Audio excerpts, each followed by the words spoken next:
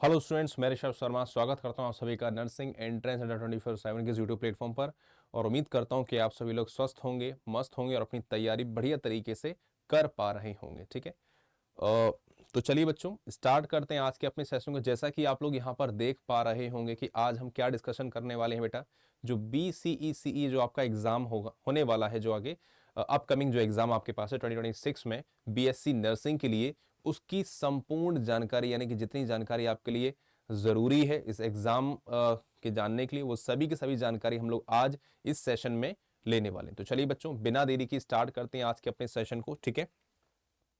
तो अगर हम लोग यहां पर बात करें बेटा, है ना, यहां पर अगर हम लोग बात करते हैं बेटा किसकी, कि एलिजिबिलिटी इसमें क्या है, यानी कि कौन कौन से बच्चे ऐसे हैं जो इस एग्जाम को या इस एग्जाम में पार्टिसिपेट कर सकते हैं। ठीक है। तो यहां किसकी बात करने जा रहे हैं बेटा, एलिजिबिलिटी की बात अगर हम लोग करें। ठीक है। तो सबसे पहली चीज बेटा, 12th पास्ड या अपियरिंग स्टूडेंट्स। ठीक है। ऐसे बच्चे जो 12th पास कर चुके हैं या जो 12th में हैं अभी इस समय, वो भी इस एग्जाम को फिलअप कर सकते हैं। अब देखिए एग्जाम एक्चुअली में है क्या। ऐसे बच्चे जो नर्सिंग के कोर्स को परफॉर्म करना चाहते हैं, नर्सिंग के कोर्स को करना चाहते हैं, उस नर्सिंग के कोर्स को करने के लिए उनके पास एक बिहार जो सरकार होती है वो एक फॉर्म लॉन्च करती है। उस फॉर्म को आपको फिलअप करना होता है, एंट्रेंस एग्जाम में बैठना होता है, जिससे कि आपको गवर्नमेंट कॉलेज मिले और उस कॉलेज में आप अपने इस कोर्स को परस्यू कर सकते हैं। आइए एक चीज और की यहां पर जानकारी लेते हैं। तो एक्चुअली में अगर हम लोग बात करें तो ये जो आपके पास कोर्स होता है बेटा, BSc नर्सिंग की हम लोग यहां पर बात कर रहे हैं ना। तो BSc नर्सिंग आपके पास 4 ईयर डिग्री कोर्स है आपके पास। ठीक है। 4 साल का ये प्रोग्राम रहता है।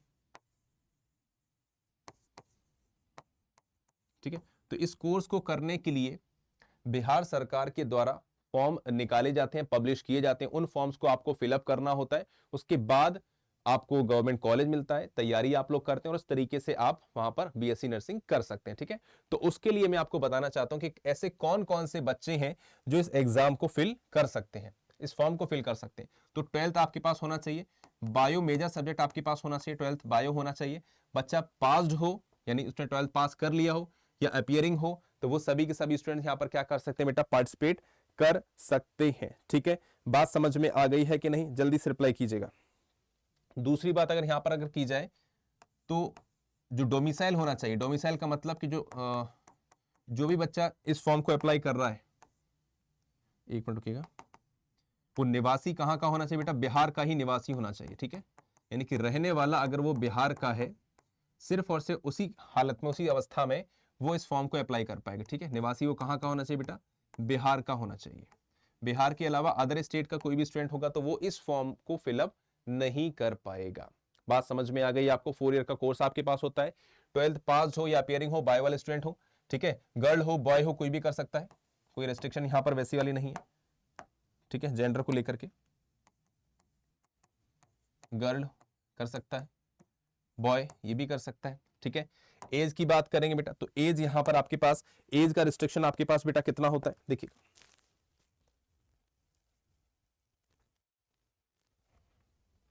है ना। तो एज की अगर हम लोग बात यहां पर करेंगे तो एज आपके पास होती है 17 से लेकर के 35 तक। ठीक है।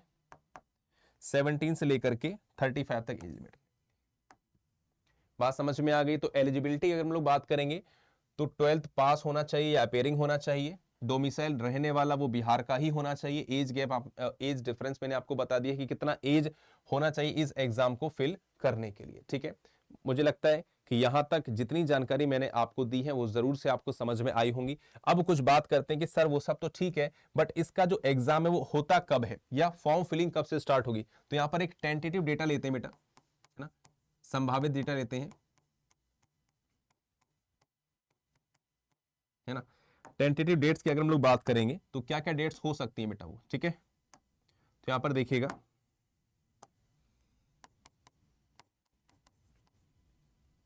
जो फॉर्म्स आपके पास आते हैं बेटा, फॉर्म्स जो है, फॉर्म्स आउट होने की डेट आपके पास क्या होती है, अप्रैल में। ठीक है। अप्रैल में आपका फॉर्म आउट होगा जहां तक है, मोस्ट प्रोबेबली आपका अप्रैल में फॉर्म आउट होगा। ठीक है। और एग्जाम डेट की अगर बात की जाए,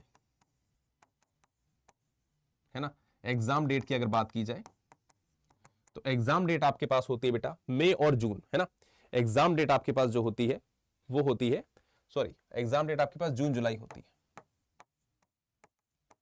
जून के एंड में या फिर जुलाई के स्टार्टिंग वीक में आपके पास ये एग्जाम देखने को मिल सकता है। तो ये टेंटेटिव डेट्स है, यानी कि प्रीवियस ईयर के अकॉर्डिंग डेटा लिया गया है। तो फॉर्म्स आउट कब होते हैं आपके, अप्रैल में फॉर्म्स आउट होते हैं।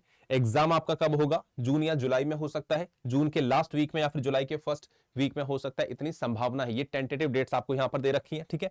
तो अभी तक हम लोग ने एलिजिबिलिटी डिस्कस की है, टेंटेटिव डेट्स को डिस्कस कर लिया है। इसके बाद हम लोग यहां पर बात करेंगे थोड़ा सा एग्जाम पैटर्न की, यहां पर बात कर लेते हैं, ठीक है, एग्जाम पैटर्न की।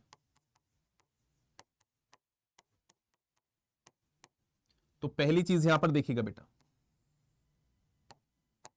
तो एग्जाम पैटर्न की अगर आप बात करते हैं तो नंबर 1 सबसे पहली चीज बेटा ऑब्जेक्टिव क्वेश्चंस यहां पर आते हैं, ऑब्जेक्टिव क्वेश्चंस आते हैं, ठीक। ओएमआर बेस्ड होता है, यानी कि ऑफलाइन एग्जाम होता है आपका, ऑफलाइन एग्जाम होता है,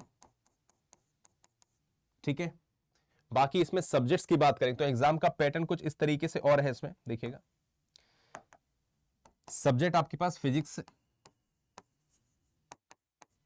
केमिस्ट्री है और बायोलॉजी है, ठीक है। तो अगर बात की जाए नंबर ऑफ क्वेश्चंस की, है ना, तो क्वेश्चंस की अगर बात की जाए तो 100 क्वेश्चन फिजिक्स के रहते हैं, 100 आपके केमिस्ट्री के रहते हैं, 100 आपके बायोलॉजी के रहते हैं। मार्क्स की बात की जाए, ठीक है, तो हर क्वेश्चन आपका 4 नंबर का होता है। तो इस तरीके से टोटल मार्किंग आपके पास, है ना, 1200 नंबर का टोटल मार्किंग हो गई, ठीक है। बात समझ में आ रही है।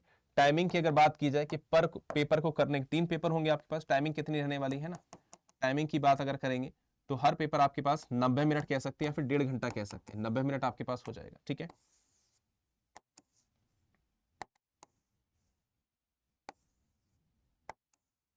ठीक है, बात समझ में आ रही है। तो अभी तक हम लोग ने क्या क्या सीखा इस एग्जाम से रिलेटेड, एग्जाम के एलिजिबिलिटी पर हम लोग ने बात कर ली, एग्जाम कब आ सकते हैं या कब आएंगे, कब चांसेस हैं एग्जाम के आने के, वो भी हम लोग ने बात कर ली है। एग्जाम का पैटर्न क्या होता है वो हम लोग ने देखा है कि ऑब्जेक्टिव क्वेश्चंस आपके पास आएंगे, ओएमआर यानी कि ऑफलाइन बेस्ड आपके पास ये एग्जाम होने वाला है। फिजिक्स केमिस्ट्री बायोलॉजी के अलग अलग पेपर आपको देखने को मिलेंगे, फिजिक्स के 100 क्वेश्चंस, केमिस्ट्री के 100 क्वेश्चंस, बायोलॉजी के 100 क्वेश्चंस, प्रत्येक क्वेश्चन 4 नंबर का होगा और आपको 90 मिनट दिए जाएंगे प्रत्येक पेपर में, ठीक है। अब दूसरी बात है क्या सर इसमें नेगेटिव मार्किंग होगी, तो हाँ बेटा बिल्कुल इसमें नेगेटिव मार्किंग होने वाली है, ठीक है।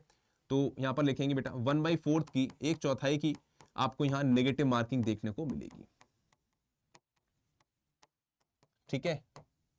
बात करते हैं कि सर इस एग्जाम में सिलेबस क्या होता है, तो सिलेबस की हम लोग बात करेंगे तो सिलेबस आपका रिवाइज्ड सिलेबस होगा, ठीक है। तो लिख सकते हैं बेटा रिवाइज्ड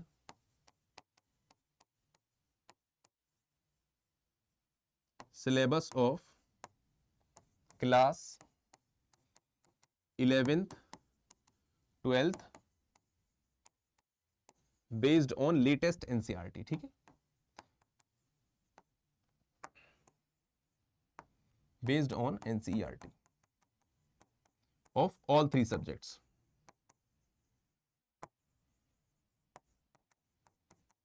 ठीक है।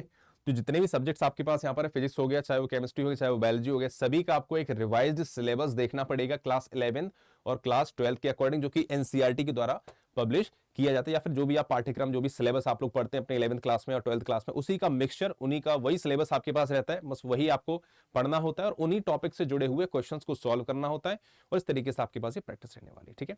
तो मुझे लगता है कि इतनी जानकारी आप लोगों के लिए बहुत ज्यादा सफिशिएंट रहेगी। बाकी अगर आपको और जानकारी चाहिए तो बेटा कमेंट बॉक्स में जरूर बताइएगा, मैं इस पर और एक डिटेल वीडियो बनाऊंगा, है ना। बाकी तो आप जुड़े ही रहेंगे प्लेटफॉर्म के साथ, तो आपको पता चलता रहेगा कब फॉर्म आ रहा है, कैसे फिलअप करना है, क्या क्या चीजें करनी है, तो बाकी सारी जानकारी आपको इस प्लेटफॉर्म के द्वारा हर एक टीचर्स के द्वारा प्रोवाइड करती या प्रोवाइड की जाएगी, ठीक है। तो stay connected to this platform. और चलिए बच्चों एंड करते हैं आज के सेशन को, मिलते हैं तब तक के लिए नेक्स्ट सेशन में, तब तक के लिए गुड बाय बच्चों, all the best for studies.